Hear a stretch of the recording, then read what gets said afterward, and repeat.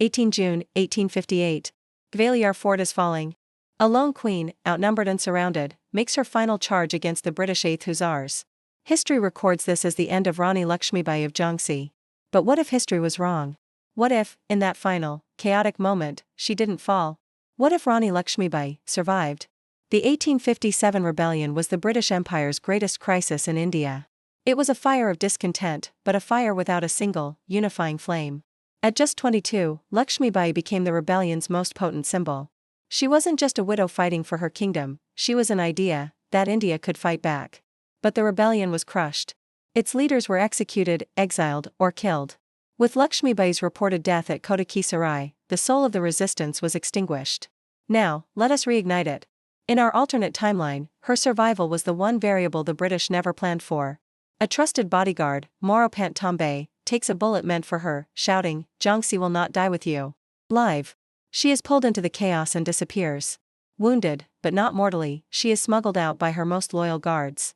The British declare her dead to break our spirit. But in the shadows, a legend is born. The phoenix of Jhansi is gathering her ashes to rise again. The first ripple effect is psychological. Rumors of her survival spread like wildfire. Every rebel attack is now attributed to the Rani's hand. The British spend millions and deploy entire divisions to hunt a ghost. The constant fear and paranoia drain their resources and morale. This ghost is more terrifying than any army because she is everywhere and nowhere. Every shadow could be her, every whisper her command. The very land seems to rise against them, fueled by the hope that their queen lives. Next, she transforms her strategy. She learns from defeat.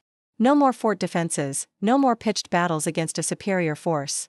She becomes the nightmare of any occupying army, a decentralized, invisible insurgency.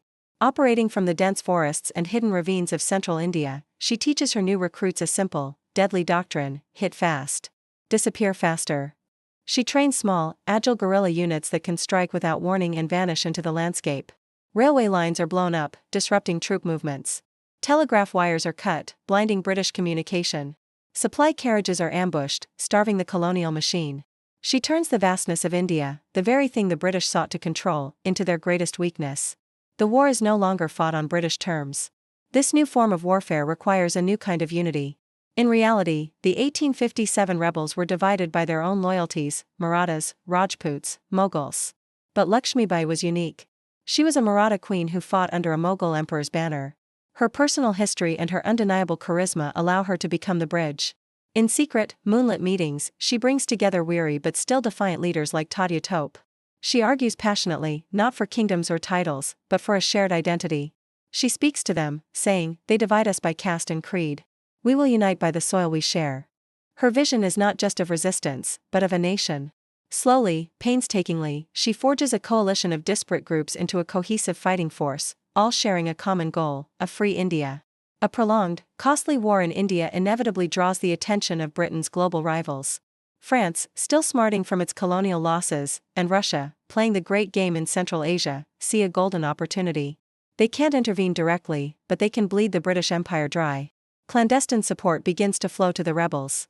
French military advisors, veterans of their own campaigns, help train Lakshmibai's forces in modern tactics. Russian weapons find their way into rebel hands. This international support turns the tide. It's no longer just a colonial uprising, it's a proxy war. Britain is now fighting not just the Rani, but the shadows of its European rivals, draining its treasury and its international prestige with every passing month. By 1865, the situation is untenable for London. The war has become an endless quagmire. Facing mounting pressure at home, a bleeding treasury, and the threat of wider conflict, the British are forced to do the unthinkable: negotiate. A British diplomat, under a white flag of truce, meets with a now older, fiercer Lakshmibai. She is not a supplicant begging for terms, she is a head of state, meeting an equal at the negotiating table. The result is the Compromise of 1865. India doesn't get full independence, not yet. But it achieves something revolutionary: the Indian Princely Confederation. This is a semi-independent alliance of states with its own army and internal sovereignty, existing under a much weakened British suzerainty. The British Raj is crippled in its infancy. The map of India is redrawn, with large swathes colored in saffron, representing the new, powerful confederation. So, one life. How much can it truly matter? Lakshmibai's survival teaches us that history is not a predetermined river. It is a landscape shaped by individual will, courage, and chance. She proved that a symbol cannot be killed. That an idea, once planted in the heart of a nation, is immortal. In our timeline, her death made her a martyr. In this one, her life made her a founder. The next time you face what seems like an impossible battle, remember the Rani who lived. Remember that your actions, your courage, your refusal to fall, can create ripples that last for centuries. If you believe that one person can change the world, then like, subscribe Ki-Serai, and share this story. And tell me in the comments, which what if from history should we explore next?